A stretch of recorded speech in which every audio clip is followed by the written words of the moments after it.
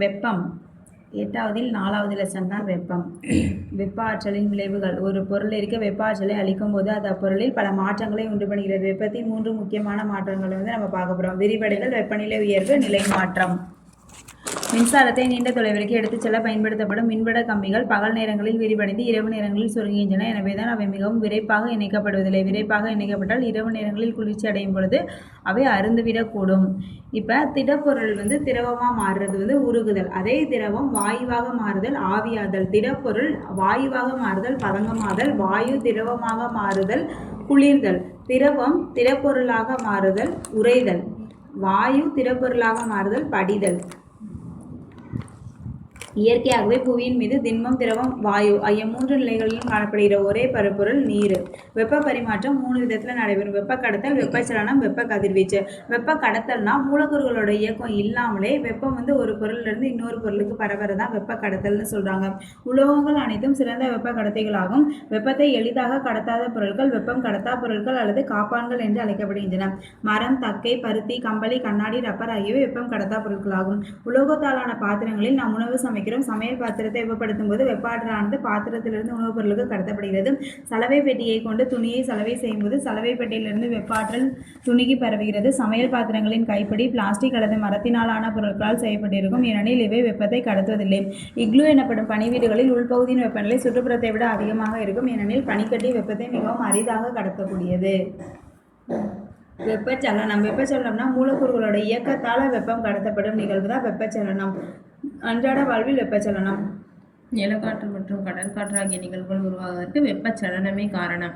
வெப்பச்சலனம் மூலமாகவே காற்றானது ஒரு பகுதியிலிருந்து மற்றொரு பகுதிக்கு இடம்பெயர்கிறது. வெப்ப காற்று பலூன்களில் வெப்பச்சலனம் மூலம் தான் வெப்ப கடத்தப்படுவதால் அந்த பலூன் மேலே உயர்கிறது. குளிர்சாதன பெட்டியில் குளிர்ந்த காற்று கீழ் நோக்கி இடம்பெயர்ந்து சூடான காற்று வெப்பச்சலனம் மூலம் இடப்பெயர்ச்சி செய்கிறது.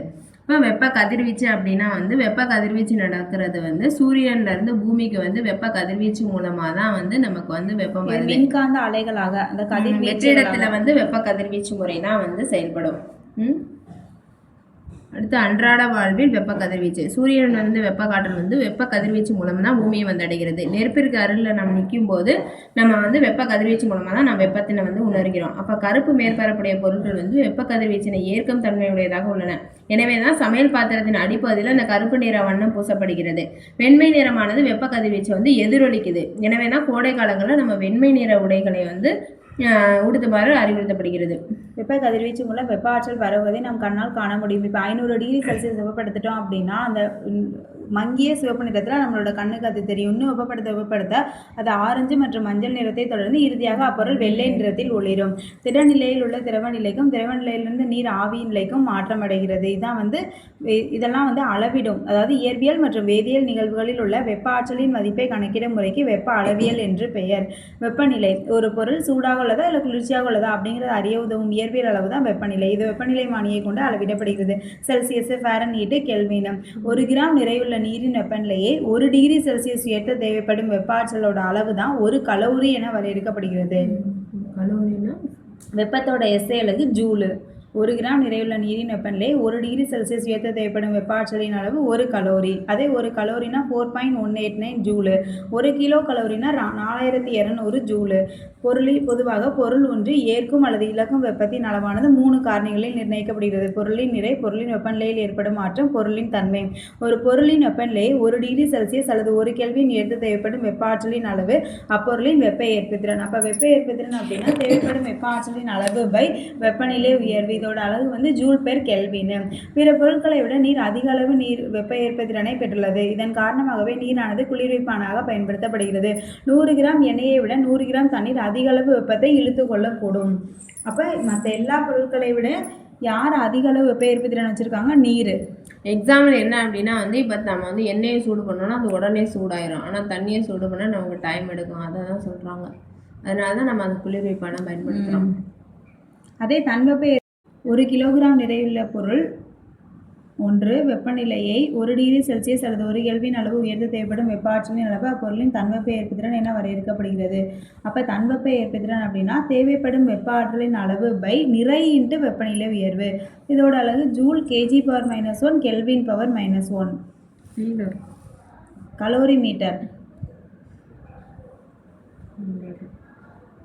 அதானே சொன்னேன் மாற்றிட்டேன். கலோரிமீட்டர் திரும்ப சொல்லணுமா அந்த இடத்த? தேவை. பொருள் ஒன்றினால் ஏற்கப்பட்ட அல்லது இழக்கப்பட்ட வெப்பத்தினை அளவிட பயன்படுத்தப்படுற உபகரணம் தான் கலோரிமீட்டர் ஆகும். அப்புறம் வந்து அந்த பனிக்கட்டி கலோரிமீட்டரை யார் கண்டுபிடிச்சாங்க அப்படின்னா லவாய்ச்சேரும் லாப்லாஸும்.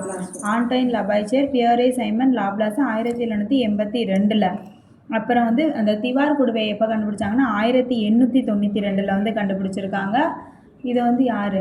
ஜெர்மன்காரர் ஸ்காட்லாந்து ஜேம்ஸ் திவார் கண்டுபிடிச்சிருக்காரு. ஸ்காட்லாந்து. ஒரு பொருளின் அல்லது இடத்தின் வெப்பநிலை மாறாமல் இருப்பதற்கு பயன்படுத்தப்படும் சாதனம் தான் இந்த வெப்ப கட்டுப்படுத்தி. இந்த தெர்மோஸ்டாட் கிரேக்க வார்த்தையிலிருந்து பெறப்படுது. தெர்மோனா வெப்பம், ஸ்டாட்னா அதே நிலையில் இருப்பது.